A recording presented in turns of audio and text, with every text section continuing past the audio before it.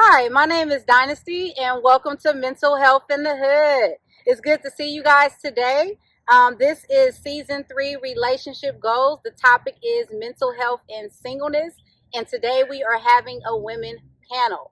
So I know it looks a little bit different. You don't see my father, Charles, but it's okay. He's still around. He is still part of season 3. He is still part of the movement. It's just that we wanted to do something a little bit different for season 3 and spice it up and give it a little bit of flavor.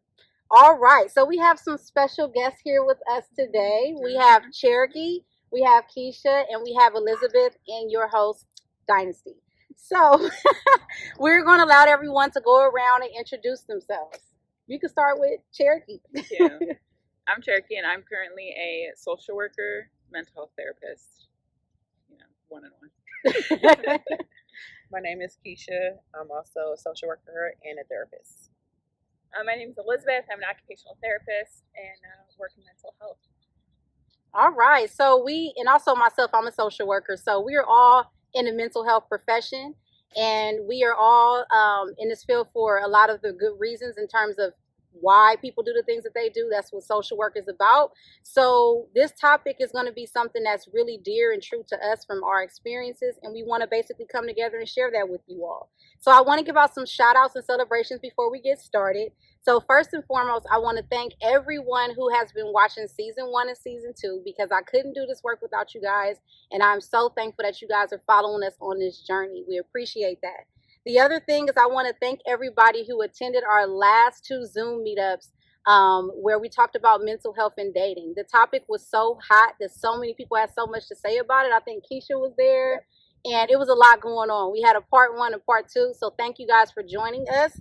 And then I also want to shout out everyone who has been following us, supporting us, sharing our posts, reposting us, telling people about our organization. We really, really appreciate the love and support, and basically support coming from the community. So I really want to talk about the season of relationship goals so that people can kind of understand where we're coming from with this. So mental health in the hood is not trying to set the standard for relationship goals.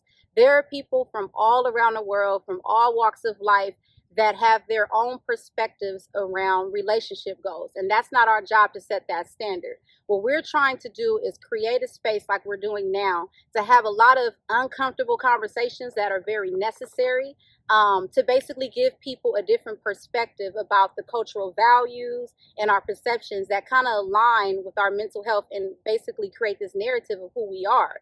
And the other thing about that is that what we want you to take away from this season is, how do you learn from our experiences, but also how do you unlearn from some of our maladaptive behaviors, but also how can we use these experiences to kind of help shape our own and create more healthy boundaries and relationships with other people around us. So we're not just talking about relationships with partners, we're talking about relationships with ourselves first, our siblings, our friendships, our significant others, just so that we can kind of create more healthier environments and communities around us. So now that you guys have a little education, we can go straight into the conversation. So we're going to start with the first question. What does the word dating mean to you, and what does that look like? I'll start first. Okay. So, like, dating for me is if there's a confirmation. So for me, if there's no confirmation, then we're just on a friend level. Okay. And so what it looks like to me is, we're going out, we hanging out, and we got that confirmation in place. For me, if until we get that confirmation, then we're just on a friend level. For me. So what you're saying is, you get it for a guy, you and a guy exchange numbers, right? And you guys are hanging out, right? So that means going on dates, whatever that looks like. Basically, you consider that a friendship stage. For me, yes. Because he could be talking to other people too. So for me, it's like, if you don't have that confirmation in place, then you can do what you want to do. For me. Okay. So that's kind of like where I stand with it. Okay. So once you have the confirmation, then it's dating. Okay. Then I got to start letting go people. Okay. But doesn't dating mean you can date other people? That's what dating for me is freeing and it's me like dating multiple people, going around meeting people with no commitment at all. Okay. Right. So it's something that I go in without expectations, without any confirmation. Right. And then once it's more than that, then it's a relationship. Yeah, no, I agree with that, and I think it's a good question because I think everybody has such different standards. So like, if I was dating someone and they had a mentality like you, I would be using the word dating, and they're like, hold up, we're not there. But I think that for me personally, it's the same. Where if I'm dating, and I even if I'm like went on 2 dates, let's say, I'm not dating them yet. Maybe like 3 or 4. It's like, oh, maybe I'm dating this person because we've gone on multiple together. Right. But that doesn't necessarily mean that I'm solely to them. Yeah. And then the more that I keep dating them, when we have a conversation, it's confirmed, I'm now going to be in a relationship. But before that, I'm dating and just having my fun. And I think with internet dating, which like all of us do, right? You're meeting multiple people, right? Yeah. So prior, it's like, okay, like how many people are you actually dating? But this, you on your phone, and you could like, go on a date every day if you want. Yeah. Right? That's true, but That's true. Yeah. But you can be dating multiple people, right? But it's gonna be that one out of all them dates, out of all the people that you're dating to, that you're more Totally. Yeah. that you're more into, right? Yeah. So that's what I mean. Like, like I agree with both of you guys. Like, dating is dating. You're free. You can do what you want. Yeah. But then when you get that confirmation, though, when you have that conversation, it goes into another. It goes to another level. And I do think there's a degree too of like, and this could be very personal to me, but like if I am dating someone, so now if I'm dating them, that means I've been on multiple dates, and say that there was other people I was talking to your point, if I start to feel like there's one specific person that I'm tuned into, I naturally just stop dating, even if I haven't got a confirmation. And to me, it doesn't even matter. Like, they could not take me seriously, and then it could be like, oh, I had the wrong intention. But for me personally, I can't give too much energy to multiple people if I'm really into someone. So it's like, what? I don't have the time. I'm over here doing my thing. So I think as time progresses, you start to kind of, I mean, me personally, I start to just focus on one person because I'm like, oh, that's what I'm into. I'm not even interested in everyone else. And my hope would be that they themselves are doing the same thing naturally. Like, I shouldn't have to ask you, stop dating someone else. Like, but then once we do have the conversation, I know that they've stopped. Like, you're now dating me. So the conversation is always necessary. Yeah, for sure. Yeah, I think with me, when I think about the energy, I don't have the time to date multiple people. I think I've never really done that. I wouldn't say I haven't done it. I think the way that I name what I've done, my norm is different. So I think like if I exchange numbers with a guy and we are hanging out, I look at that as me getting to know them. And that's it. So say if I meet another guy and they're like, are you talking to someone right now? I'm not going to mention the other guy. I'll be like, no, I'm just hanging out. I feel like when dating, because I feel like when I think about dating, I think about attachment. And I don't like to attach myself or allow people to go around and claim me if that's not what it is. And I think dating is claiming in a sense, because that's how I look at it. So if we're hanging out, I just think that in my life, I don't want to spread myself around multiple guys. You know what I mean? Because it's just a lot. It's a lot of emotion. It's a lot going on. And say if things get a little physical, I don't want to be messing with him, and him. Like, oh, that was good. That wasn't, So I think I don't really consider it dating until me and this person that we've been hanging out for a while sit down and have a conversation like, yo, where's this going? And then I look at dating as preparing for courtship versus just what it is. So I think that's interesting that we kind of all have our own viewpoints of dating, because it can look different for everybody, and it's no one way is better than the other. It's just now you can kind of see that everybody looks at it differently. So I think when you're talking to a partner, rather if they're male or female, maybe it's very important that if you're looking for something serious, you say that. I think letting people know what you want from the beginning versus just dragging it along like, hey, I just want to have fun and just leave it at that. But if you're looking for a partner, I think you need to be very upfront with that and say exactly what you want, so then that person doesn't get hurt by that, because everybody looks at things differently. And I think you guys all highlighted like communication, right? And conversations is so important, and everyone has different, comfort with that. Somebody asked me if I'm like dating other people. I'm like, yeah, I'm going on a date tonight, right? Because to me, it feels better just to like put it all out front, but it doesn't for everyone. Right. So like knowing what comfort you have with communication and what you want. Yeah, that's for sure. And like if we're not sold on dating, right? I should be able to tell you, Right. this is what I'm doing, or Right. you know, and it shouldn't be no problem.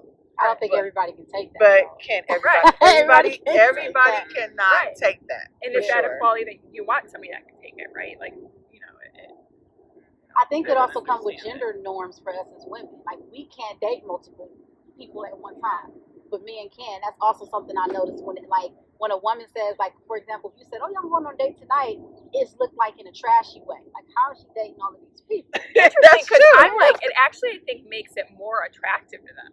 Right. What in my experience, well, they're like competing. Well, it's just like, okay, like she's got shit going on. Oh yeah, that's a good example. And like, and maybe because I don't like, you know, I'm not like there's nothing trashy, and I don't even like that word, but there's nothing about that. So to me, I feel like it's more alluring. Yeah. And that's why dating is such a fucking game. Yeah. Right? Yeah. Like, the less I'm like putting out there that I need something, the more I'm wanted, right? It depends, because as you're dealing with a lot of insecure guys you don't know, the first thing they think is, where is room for me? Right. Right. If you're focusing your attention in other places. I've noticed that too. Like, if I try to talk to an older guy, and if I'm like, yeah, I'm doing this, they're kind of looking like, she's confused. She hasn't figured it out. So, yeah, I'm glad that we were able to touch bases on that. Okay, so the next question is, when it comes to your mental health, what are the pros and cons of being single? When it comes to your mental health, what are the pros and cons of being single? I like this one. Go for it. I like this one a lot. I'm like, wow. So I think there's this is like a loaded question, simply because singleness itself is like, okay, let me bounce back real quick. When you're in like high school or like middle school, it's like, don't date, like, you know, it's like the thing where like dads or fathers or whatever person is in your life that's going to tell you, like, don't date till it's like a joke. But I think it's so interesting because there's a point then where you like hit a certain age and then it's like expected. So it's like, why are you by yourself? Why aren't you with someone? What's wrong with you? Yeah. That's a common thing. Like, what's wrong with you? So then I think from that point, like, it's probably like 18 and up, you're now getting them into, like, when you're younger, it's amazing. It's like, oh no, you don't want those boys to get in your heads, or whoever, your partner, to get in your head. And then you hit an age and it's like, well, what's wrong with you? And I think that has been the biggest thing that's like drove me crazy, because I think from a younger age, I've been very like independent and self-driven, to the extent where, like, a joke was that I'm Rihanna, because I was so like independent. If I'm dating a guy, okay, who cares? Like, you figure it out. I'm doing me. Because I got so set in like who I was, where I think that like, but then those questions would come, like, why are you single? What, like, are you a crazy girl? Like, and it's like, no, like, cause it is, it's like, why are you pretty and single? Like, I don't know, because I'd have a certain standard of what I'm expecting of a guy. And I think if a girl spends enough time with herself, or a guy spends enough time with, then you start to figure out exactly who it is that you want to date. And so with that, you're not going to be able to like, be like, oh, I'll just date him because whatever.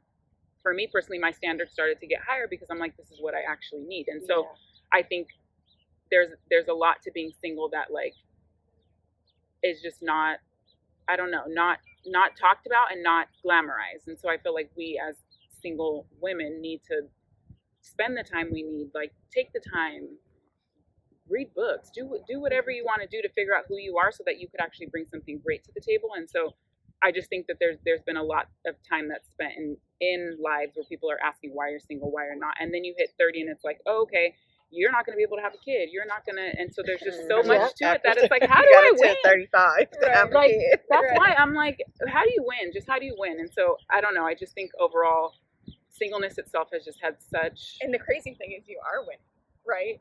Like, you are winning. And that's like the amazing thing, is that, like, you know, when people ask me, I'm like, why are you unhappy in a marriage? Yeah. Right? Like, that's something. Yeah. And how dare you ask that question? How dare you ask that question? Like, you can't ask that. Single people 500 questions, but you can't ask someone, well, what's going on in your marriage, and you don't look happy. Right. Yeah. Right. And I think there's so many pros of being single in terms of mental health, is that you build this like resiliency and this like fortitude, and it's hard. And there's days where it's like super hard, right? Yeah. But then being at that place where you feel good about yourself, like anyone that comes in your life, like, all I want is like someone to elevate, like, so that we can elevate each other. I don't need someone to make me happy. I don't need somebody to make me feel secure. Like, I'm good. Yeah. And I recently, you know, like 6 months ago, got out of a relationship, and I didn't want to date because I wanted to kind of realign. right? And everyone's like, you should just get back. I was like, no, I want time. They're like, oh, to work on yourself? I'm like, no, like, I'm good. Like, I don't want to work on relationship right now. That's the difficult part.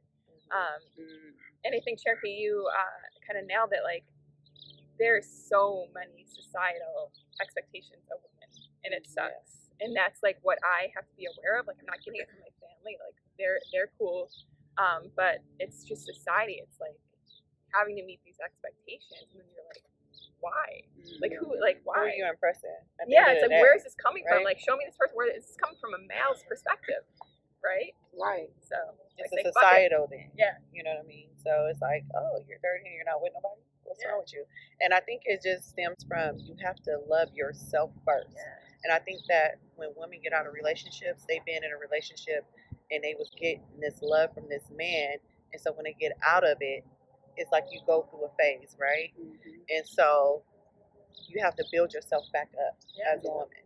And we have to get back to where we were and get back to the part, what the fuck? I'm the shit. You know what I'm saying, right? His loss, not mine. Right. You know? So, it takes a lot to get there at the end of the day, especially when you come out of a relationship and you've been through a lot of things with a particular person. So, yeah, I'm enjoying my singleness. Fuck with society thing. You know, excuse my French. And the other pro, I think, is like women coming together, right? And like supporting each other. Absolutely. Because that's like, you know, Keisha and I have talked. It's like, no, you're awesome. Like, no one should make you feel any other way. And then if he does, like his loss. Right. Absolutely. So just really like coming together as women to be like, you know.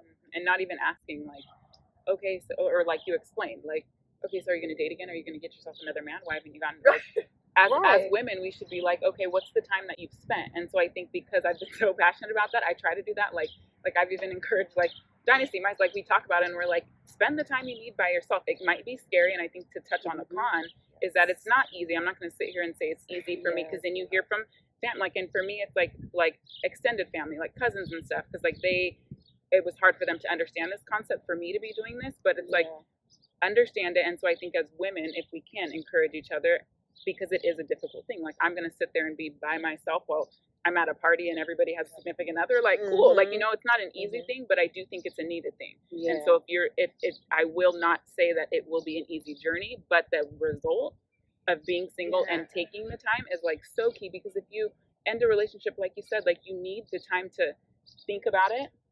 Also reflect on yourself. Like, you aren't perfect. I'm not perfect. I know there were things I did. So what can I do to like understand, like, this is maybe why this went wrong. And like, for me, it was independence and avoidance. Like, I'm going to do me. And it's like, that's not going to make a healthy relationship. And so spending that time to figure it out, like, maybe I should be a little more open. And I wouldn't have figured that out if I jumped to the next person. Because I'm just going to carry that. And then some women do that though. Some men do that too. Yeah. Men do that too. And like, I will, you know, for me, it's like to jump into, like, that's something that is like a deal breaker for me. If somebody just got out of a relationship, like, I'm not going to be with them, because I'm just, again, like, filling this void. Where like, I don't want that. Like, I want you to feel good, me to feel good, we come together, and then like magic happens. Absolutely. Not just be a substitution. Because you just want to you have a fear of being alone. And I think that's another con about being single, is that people think when you say that you're alone, that you're lonely. You don't have to be lonely because you are alone. Solitude. Yeah, absolutely. Right. For so sure. I think that's going to lead us into the question I think a lot of ladies can relate to. So what coping strategies did you use to help deal with past emotional damage and heartbreak? What coping strategies did you use to help deal with past emotional damage and heartbreak? Heartbreak. That's a deep word right there. I can go superficial if you want, like right now. So, you know, I think of like things like some of the positive feelings I've had with, you know, men, right? And it's like, you know, making me feel beautiful, making me feel sexy, right? So realizing that that's in me, right? So there's things, and it's silly, but it's like, you do things for you, right? Like, I work out for me, right? And even something as simple as like wear lingerie around the house for you, right? And like feel sexy for you, right? And that will just exude, you know, so much out of you and make you feel so good about yourself that you don't need to wear lingerie for a guy. You know, you can like cherish your own body, you can feel good about your body. And I think simple things like that have an extreme profound effect on your confidence and self-esteem. Yeah, no, I think even like in terms of like coping skills itself, like we've said, you date someone and then it doesn't, and what do I do in that spare time? Like, again, I've had this conversation with a lot of like my friends, and it's like, well, what am I supposed to do? And I'm like, okay, so let's figure some things out. But I think it's also very individual. Like, and it's almost like when we do therapy, like, what is your coping skill personally for you? And so like mine, working out, yoga, I've now picked up reading, and I think it's just knowing how you're going to fill your time. And there's an option of like scrolling through Instagram for 5 hours. What is that going to do for you? Up to you. It might, you know, if you're scrolling on recipes, I don't know. But like cooking is the thing for me, that it's like you learn these things the more you try them. And so if you spend your spare time trying to figure out what these things are, like COVID itself, like, I don't know, having all this spare time, I'm like, cool, I picked up on this, that, and you have to do that and not make it be like my hobby will be dating the next guy. Like, no, your hobby and coping skill is going to be you figuring out what works for you and what makes you feel good. It could be all those things. It could be another thing. Just figuring that out, I think, is key, because it's different for everyone, but you'll know what makes you feel good, where you don't need someone to fill a void. You're filling it yourself. I think before I even got to the coping part, I think that before I even got to the place that I needed to cope, I think that I was more stuck in the whys. Why did this happen to me? Why did this happen the way that it happened? And how, now that I've spent so much time with this person, how do I get to the other side that I didn't even know existed? Because I've been planning with this person and expecting that for so long, to where when that doesn't happen, it's like, wait.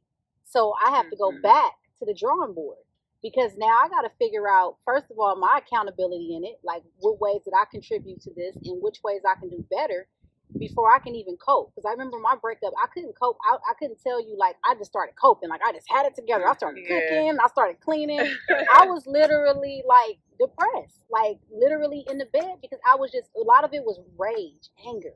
Ooh, you would not know what anger would do to you. Your thoughts are so heavy, and everything is like, you're just ready to go off at any point. You're projecting on other people. You don't have nothing positive to say. You don't see nothing positive to happen from situations. So even when you're talking to your girlfriends, they like, well, look at the positive side. You like, ain't nothing positive. I don't want to hear that right now. Right? So I think before, that was me before, but my coping strategies now, I had to figure out, I think going back to Elizabeth, the resilience piece. I had to find a part of me that was beyond who I thought I was. And I had to look for that girl. Like, I had to look for that inner child that was like, what happened to that girl that you can just look in the mirror and be like, you was dope. Oh, that's your loss. So what? I had to look for her again. Like, where are you? Because I was sounding like a little wimp. You know, everything was, oh my God. You know, and then it goes to when you go on Instagram and you low-key comparing yourself and you start to trip out. And it was like, that was not healthy. So I had a lot of unhealthy coping habits before I and just to clarify, I have stayed in bed and cried and felt terrible. So I've been through a lot of heartbreak, a lot of relationships. So this is just me coming now. And sometimes you need that to be like I remember a 6-year relationship, got out of it. And the pain, right? The pain of like being alone and like, I just want to get back in another, like, to take away this like pain. And nothing bad happened. And so I can only imagine if something bad happened to pain. But then I remember one day waking up and it like lifted. Like, fuck, I can do anything. Because you end up mourning a future you would have never had with this guy. Right? So like, even if everything, we wouldn't have had the future that we planned, because that's not who we were at the time. So it's just like loss that would have never happened. You know, it's literally like a grieving, and they talk about grieving, how it's like grieving. For sure. You're supposed to go through it, for sure. And it's not easy, but you need to take that period. And I think for me, it was more so of my heartbreak was actually knowing that I had to let it go. You know what I mean? So I was chills. Because I was in a relationship, like it was like that. I have 2 children, and it was my high school sweetheart. And I think for me, knowing I really had to let it go, I suffered severe depression, isolated myself. I lost so much weight. I wasn't eating. I wasn't there for my children like I should have been. You know what I mean? So you don't know that you're going through that you don't see it until you come out of it. You know what I mean? So I think the point of me saying like, okay, this is happening. It's time. Like, this is, you're letting it go for good. And there's no returning. And it's no returning. because you're gonna be a different person. Yeah. Right. Yeah.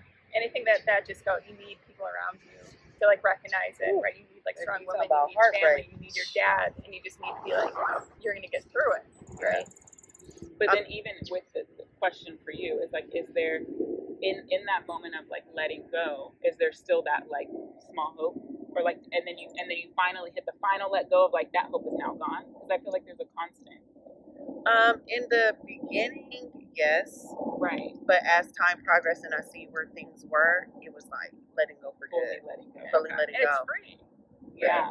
But it's hard though. It's hard. It's hard. A lot of crying. Why me? Why I have to go through this? And you know, I'm a religious person, so you're never supposed to question God's plan because He has a book written that He knows our story, and we're just going along, and we have the experiences as things progress. Right. So I had to come out of that. But as women, we go through a lot, you know, and sometimes you see a man, you're like, what? You what? We was just together, and you what? You know what I mean? So we go through a lot, and I think we're emotionally attached.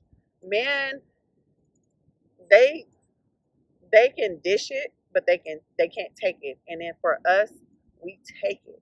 Oh, we take more. We take it.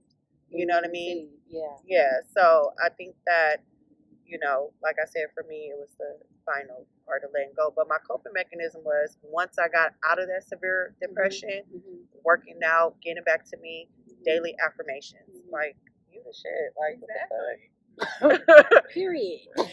You educated. You doing this. You got that. You handling your business. And being around positive people. Around positive people. Because when you get around other women and they be pumped up, it pump you up. You like, shit. I don't know who he thought he was talking to. Adjust your crown, sis. Adjust your crown. Adjust your crown, you know? Get it back up. Right. Or if you meet a guy, you know, another person that likes you and they kind of big you up, you like, yeah, he was tripping. Let me go. Right. Let me go. Yeah. But it was a really good point, I think, to point out, because like I think the coping skills are so necessary, but the sitting in that feeling is also necessary. Obviously not to the point where you like can't get out, but I do think you have to feel it. And I think people will sometimes fill the void. Like, you'll fill the void. We know rebounds, like, let's be real. As much as we'd love for it to be, I didn't jump to the next, you might have. And so I think that like that also doesn't help the healing, but sometimes it might be necessary. And understandable. But sometimes you got to be open, right? Exactly. You got to be open, because the person, even though you may have perceived them as a rebound initially, that person may be could be your mate. And if you're in the space to be able to get, because like if it's too quick of a rebound and it's like now they're just feeling that sadness, then I feel like sometimes it could be unhealthy. If you're able to switch it around, great. But I do think that there's a degree of like, you figure it out and figure out your timeline and like, okay, I'm sad, I went through this, and then like, you know what, I'm back my crown, or even that rebound could turn into it, like you said. But I think just knowing your own place, because if you're letting that rebound turn into something because you're not okay, might not be the healthiest, but if you know that you're like, I'm getting my vibe back, Stella got her groove back, now my groove back, there you go. Then I'm here. But you don't want it to turn into toxicity, like where you're carrying in traits. You're being with somebody because you're trying to fill a void and you running from relationship to relationship to relationship. Because I think that's also not good to just keep jumping into something. You got to be careful with the rebounds, because you're vulnerable in that place. So you don't know how far that can go. So headstrong, like I do not rebound. I was like, no one is going to make me feel good except me, right? And that's just like my stubborn. I have 4 brothers, and that's like what it is. So I feel like, you know, part of me could let go a little bit, but no, I'm just like, no one's going to make me feel good except me, right? And then when I'm good, then I can like have more casual things. But I think you said something about like being, you know, we're more emotional. I'm really seeing that as a benefit. Like, it's amazing, like to feel, right? And like women, we do feel more, and we do feel shit, but we also feel like pleasure, and it's such a strength that we have, that we can connect, you know, and that society lets us connect, right? With men, you know, don't cry, right? Like, be tough. And with women, I think that that's like, it can be hard, but I wouldn't change that like for the world to feel. Well, she wrapped it up. So just like Cherokee was saying, I think that it's best to take that time and go through that experience, because then you can end up growing through that experience and learning to let go. So those are things that we want you guys to take away from that question. Y'all like how I summed that up? I love that. I've been doing this for a minute now, you know. So talk host. All right. So Right. why is being in a relationship more glamorized than being single? Why is being in a relationship more glamorized than being single? This is deep. Yeah, it's This deep. is deep for me. But I think it got, for me, when I noticed it was like the Michelle and Obama era. Like everybody was getting married, and like I was like, well, damn. Shoot. It's a new thing. Okay. Yeah, Let me get on so board. Jump on that train. yeah, that's when I really started to notice like relationships are the goals, relationship Yeah. goals Yeah. became about like Yeah. the Obama and Michelle era. That's when I started noticing that. And I would take it way back to misogyny, the origins of misogyny, right? Like, and it is constantly drilled in us as something that we need a man to be good, Yeah. right? So I think like everywhere, and I'm very like interested in this and passionate about it. But even like how, you know, our sexuality, it's like we give this to someone, right? That we save it, we make sure it's special so that we can give it rather than no, it's ours and we can enjoy it, right? So I think it's like constantly reinforcing. You need to be in a relationship to be the best, right? And in every aspect, in the language we use, you know, it's like, don't be a pussy. What does that mean, right? That's, you know, often like a man being like, you are, you know, don't be weaker like a woman. Right. Whereas I feel like change the narrative. Don't be a pussy. Don't be awesome. Right. You know, don't be But amazing. I said like don't be The sick. systemic point of view. From the systemic, and that's what, you know, because you just see it too often that like it is glamorized. And I know many relationships there's nothing glamorous about it at all. Yeah. And that's sad. And I think it stems back from our grandmothers and grandpas, like years back, like our grandmothers, and they stuck in there. Women not supposed to be alone. Yeah. You're not supposed to be having alone. all these kids. If they significant other cheated, they stood by him, no matter what. You know what I mean? So I think for me too, as well, I think it stems back from that. And it's just like, you know, you're supposed to stick by your significant other no matter what. Yeah, at the expense of your health. Yeah. You know. Yeah, and I think this specific like relationship and like not relationship, but like the discussion of relationships and like why aren't you in one and things like that and it being glamorized, I think it's so interesting because I had a similar like topic conversation with a male and he was like, hold on, I didn't know that was a thing. And it's so funny because I feel like this is a woman thing. Like I think that we have this burden on our back and told to us like, why aren't you in one? I don't think men are asked that question. It's like, why are you in one? Like you need to be out here on in the town at the bars doing this, that, and the third. Why are you in it? Like, and so I think that it's so interesting because I think it's glamorized for us women, like grandmas and all of that. Like, why aren't you in one? Why are you in a relationship? Why don't you have kids? Let's get this family started. And men are like holding off because they're like, I don't want to do that. And they're champion for that, right? Exactly. It's great that you're not. I don't care that you're not with a girl. Like, and I'm like, hold on. But for us, and so it's like opposite timelines. And I think that is crazy to me because if anything, like I feel like someone who is younger and jumping and getting this mentality they're being told, like that's why I like have told myself I refuse to, like, if I have a daughter, tell my daughter like you need a man to like no, you can enjoy one but you don't need one, because if she jumps into something so quick, her whole mentality, she's not going to take the single time to figure out who she is and what she wants. And real quick side note, there's like Runaway Bride, which she doesn't know what type of egg, like the whole premise of that movie is she doesn't know what type of egg she likes. Every guy she's with, she likes a different type of egg as her favorite egg. Yeah. She didn't take the time to figure out what her favorite egg is, and I think that's the thing, is we're not glamorizing singleness as a thing for you to figure out who you are, figure out what you like, figure out everything about you.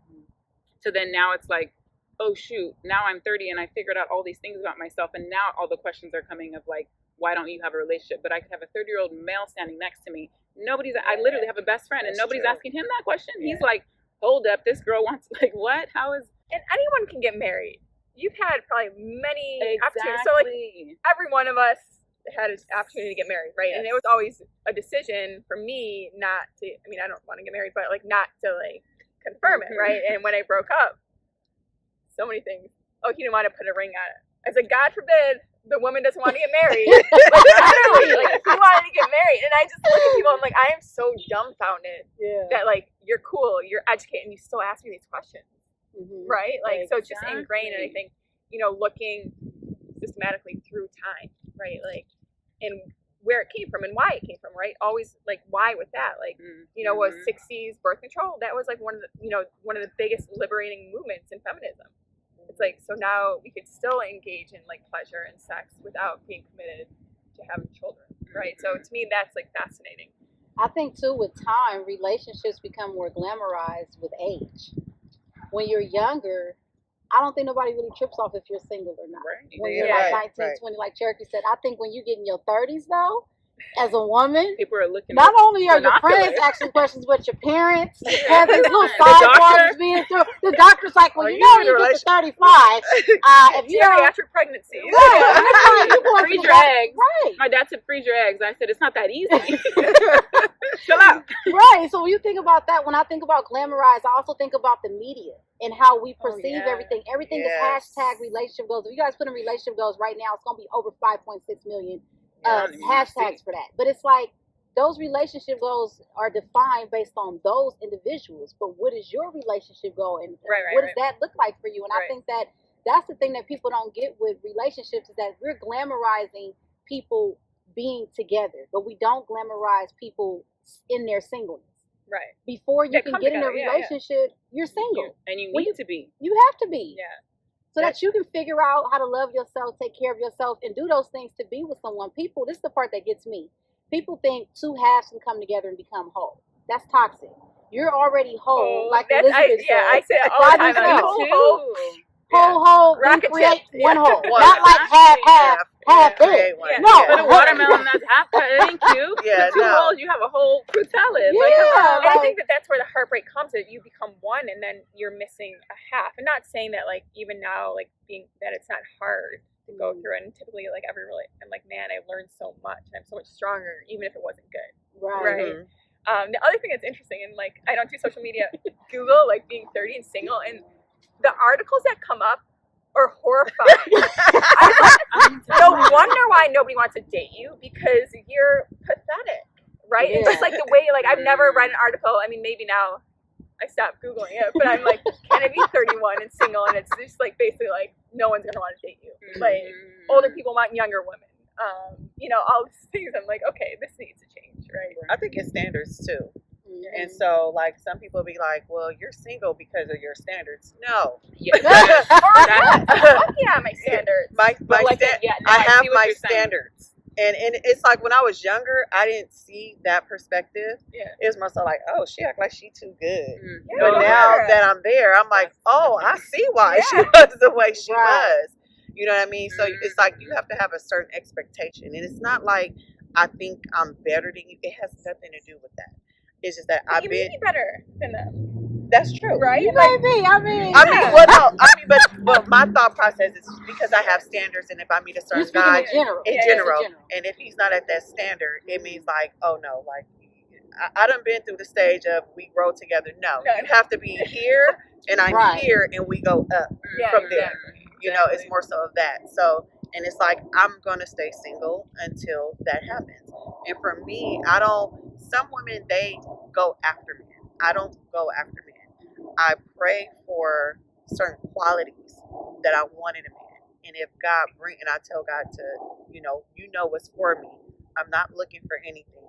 Bring it, God to bring it to me.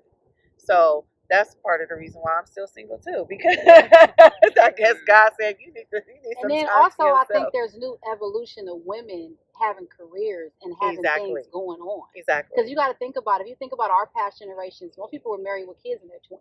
Totally. Right? But they didn't have the opportunities that we've had, and what women have fought for years for women's rights, for us to be able to work and be in the same space. We're still arguing about money. Okay? We're trying to Equality. get paid right. So I think that a lot of us women, with our standards, not even the standards of what we want a man to be, it's the standards for ourselves. Like, no, I can do more and I can be more. Like, I don't have to have I think a lot of us had that fear of having a baby in their 20s or getting too committed in our 20s because we wanted to kind of live it out. I think that was my narrative. Like, I don't want to start really figuring that out after I'm 30, just so I can say I did it. Right, and then you hit 30 though, and it's like, hold on, now I spent all this time doing my career and everything, and now everybody's asked, like, you're happy you went to my graduation, you brought me a present, and now you're like, okay, but why aren't you? I don't know, because I spent all that time in school. Like, I think that it's just like we're trying to make something of ourselves, and then it's like, oh, but why don't you have this going on? And I'm like, I gotta get to win. Right. If I wouldn't have graduated, then y'all would have been like, why didn't you graduate? And then now I graduated, and why don't you have, like, it's like, I think there's just no winning that regardless. I think the stronger you stay true to yourself. And I think the like, I think personally I've experienced where I've dated guys and like they maybe weren't, like, I spent so much time working on myself in my single periods where like I was thinking, okay, cool. Then you would see the pieces of like, maybe they didn't spend the time. And then like, I finally meet someone who actually spends the time. And I'm like, oh, okay, this is actually the difference of like the whole and the whole versus like, and some of those times I wasn't fully whole. And so I think that it shows. And then you meet people or someone who like is a whole and you're like, oh, okay, this actually might be why that time was like, I was learning in that time and why it actually might work. Like, don't know what, you know? And so I think it's just more of like, over time, if singleness can be glamorized, we will do it for sure. All of us. I'm like, we are making it hot. Glamorize singleness. Yes, glamorize singleness. Single Know life, that singleness is where it's at too. Okay. Nothing wrong with being single. Find yourself. Nothing. Find yourself first. Yeah. Exactly. Thank you, Keisha. Last question. What type of ways can women maximize their singleness during COVID and be more optimistic about their future relationships? So what type of ways can women maximize their singleness during COVID and be more optimistic about their future relationships? Woo, we just went in and now it's quiet. I said glamorize. We're going to glamorize it, but to glamorize it, they're like, how do I do it? So I see it with COVID, right? So Keisha's and I life hasn't changed too much because we're still working, right? But like one of the things that that is invaluable to me is time, right? In COVID, a lot of people have time, right? That they will never have this period of time to be free ever again. So recognizing, man, you have the most invaluable resource at your disposal, and what are you going to do with it, right? And I think part of that is, you know, what you said earlier is like, man, you can do anything. You want to learn how to do this? Do it. You want to roller skate? Do it. You want to hike? Do it. You want to learn computer programming? Do it. Yeah. Right? So just seeing it as like this opportunity to be more, be better. And I think in terms, quality men like that. Right? And you want to attract the men that value that value your like intelligence. Yeah, looking good is great too, right? But the people that I want like value my spirit, right? Because I'm gonna get old and ugly and maybe fat. It's just, you know, it's gonna happen. It's gonna happen, right? So I think that like in COVID, like take it, like do anything you want to do. If you want to do it, you can't do it. Talk to me, and I'll get you there, right? I would say maximize. I would say during single, it's very important that you use it as a self-evaluation process for yourself. Like being able to figure out, you know, not only where things went wrong, but the reason why I say accountability, because you got to take accountability for your life and take action. This is an action period for you to really do the things that you really said you were going to do, right? And then also think about like, what is this new version of yourself that you want to create? You know, so that you can attract those type of guys. So, because if you're still putting out those type of projected behaviors, and you're still putting out that toxicity, and you're still living in those old habits, you won't be able to go to the new levels that could be open for you. That you won't even be able to get access to another person or partner, because you know everybody has, you know, like men or women. So I'm going to say partner. You won't even attract another partner, because you're not even doing it for yourself. You're not attracting that spirit. You're not attracting those type of people. It's because you're not doing it for yourself. I noticed that it's like they say, you are what you eat. If you start eating right, you'll notice your habits will change, and the things that you crave for will change. But if you're still doing a lot of those things that put you in a situation you were in before, you're going to keep attracting the same type of guys. You know, and a lot of us a lot of women who have not had their dads in their life, like me growing up, I attracted men that I thought symbolized my father because I had daddy issues. So I think it's very important that you reevaluate yourself from your childhood, your past mistakes, things that you could have done better, take the other person out and focus on you, and then figure out, okay, who is this other person I want to be, so that next time, next time, there is going to be a next time. Next time, how can I contribute to where I can kind of have a different narrative of what a relationship is supposed to be? I think people get so pissed of heartbreak that they let our past relationships rob them of their joy. And it's like, you can't let nobody take that. I know it hurts. I know it's messed up. I know it's foul, but you can't let nobody rob you of that. You know what I mean? And some men and some women have robbed people of just being optimistic about love. Just like, oh, no, I'm never getting married. I'm never doing this. And it's just like, because of them. Not because of life, because of them. They changed your whole narrative. And I think that's the thing, is like, it should just be about you. That's what you should be doing. And it's scary how people can, and I struggle with that at work. We all work in a field where like people need us, right? So recognizing like being aware of yourself and like, is this person taking a little bit of your joy? Because if they are, that's not you, that's this person. And just recognize, so that you put in that like resiliency, you put in that like strong, mental hold on yourself. Be like, I can take it, and it's okay, but it's not going to affect me. I'm not going to give you my mind space, my heart space. And I think when you're in that state, you don't think about that, about this person robbing that joy from you. You know what I mean? You're just in a totally different mind frame at that moment, until you come out of it, and then you start realizing, I'll let this person take this from me. I'll let this person take me from me. You know what I mean? But I think for me, going into COVID, I was in a relationship, and we had our breakup during COVID. But I also had the time to heal. Because when I was telling you guys I had to let go, and I had to let go, I wasn't fully healed from that prior going into my next relationship. So I just really had a lot of time to heal and get back to myself, for sure. Of course, I had Donnie say, like, girl, you come on, you know what I mean? So it comes to the point of where you have that positive, those positive people around you to help you get back to yourself too, because you don't realize your qualities in yourself, but when you have your friends and you're surrounded around that positive energy, it most definitely helps. So I most definitely and the flip with negativity, right? You're around negative people, and that will like bring, that will spiral down too. Well, I think that's also why, like, with this question being about COVID, like the time, and like I was opposite. I know this is like a singleness thing, but I'm in a relationship now. But my COVID, not COVID itself, but the experience during COVID of like chilling out by yourself, doing all the things that like getting to know yourself. There was like a thing in the beginning where they were like, everybody's gonna be forced to get to know themselves, and that is literally what COVID did. And like I, prior to COVID, would like spend so much time doing what COVID now presented, that I'm like, oh wait, but I want some time for me to like. And I think that that's also like, to speak on like the opposite real quick, is that COVID itself can be used so well. Like you literally, and like I'm still doing this even though I do have someone, like I'm still sitting and being like, I'm taking this whole day to do self-care. Like, and I think once you spend the time doing that, whether it's during COVID or COVID ends tomorrow and now everyone has spare time, you need to make that time. So COVID has forced us to have the time to find ourselves and figure out what we need.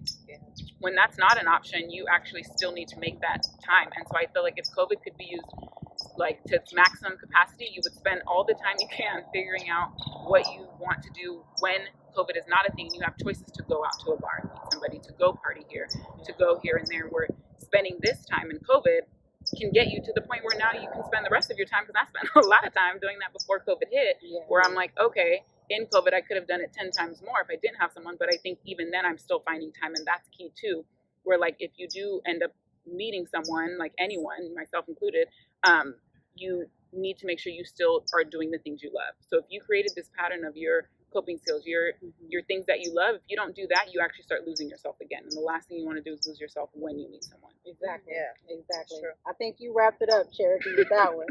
So basically, just to a lot of young ladies, women that are currently dealing with singleness, either coming out of it or just getting into it, I think that it's definitely a time just for you. And I think you should take that time for yourself. Take that time to process, take that time to heal, take that time to figure out how you're using your time, and do some of the things that you really love and that you always wanted to do, so that you can attract that next partner in your life and be more happy about it, right?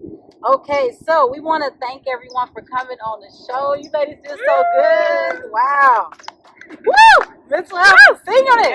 That was Single, deep. single. Like we should make a single chant. Glamorize singleness. Right? All right, so announcements. The next Zoom meeting is going to be scheduled Wednesday, January 13th at 7 p.m.